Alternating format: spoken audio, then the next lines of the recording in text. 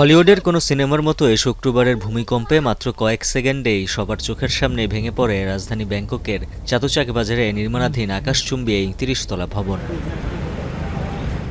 রাত পেরিয়ে ভোর বিধ্বস্ত এই ভবনের সামনেই অশ্রুসিক্ত চোখে প্রিয়জনকে ফিরে পাওয়ার অপেক্ষায় স্বজনরা। আশঙ্কা করা হচ্ছে ধ্বংসস্তূপের নিচে এখনও আটকা পড়ে আছেন অনেকেই। আসল কাশ্মীরি মানেই স্মার্ট কাশ্মীরি, একটি তাসমিয়া কসমেটিক্স অ্যান্ড টয়লেট্রিজ লিমিটেডের পণ্য। ใจหายเลยไม่นึกไม่ฝันว่าจะเจอเหตุการณ์แบบนี้ทำใจยังไม่ได้เลยเนี่ยสั่นไปทั้งตัวเลยหลานสาวด้วยนะไม่รู้จะเจออะไรภาวนาขอให้ปลอดภัยเนาะว่าအဲ့လိုခေါင်းမလဲပါဗျာကောင်မလေးတယောက်ကဝန်နာအိမ်နဲ့တမီးပါခဲ့တာလည်းမသိဘူးလားခေါင်းမူးနေတယ်အဲဝန်နာလည်းခေါင်းမူးတယ်ဆိုပြီးရပြီးတော့အဲ့ဒါကြီးကိုလည်းပြကြရအောင်ပြေးဆိုပြီးတော့ပြေးကြတာပေါ့।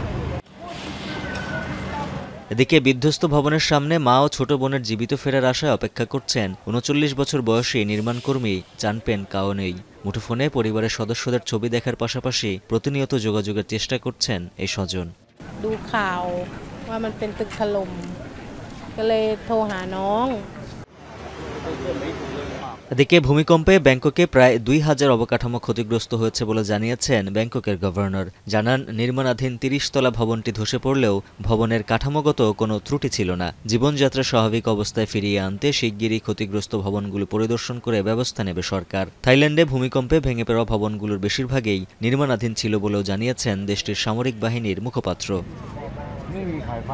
ব্যাংককে যখন ভূমিকম্পে নিখোঁজদের সন্ধানে চলছে উদ্ধার কার্যক্রম ও স্বজনদের প্রার্থনা, ঠিক তখন সামাজিক যোগাযোগ মাধ্যমে ভাইরাল ব্যাংককের এক প্রসূতি মায়ের খবর। শুক্রবার ব্যাংককের কিং চুলালংকর্ন মেমোরিয়াল হাসপাতালে ভূমিকম্পের সময় রোগীদের হাসপাতাল থেকে সরিয়ে নেওয়ার সময় রাস্তাতেই সন্তানের জন্ম দেন এক মা।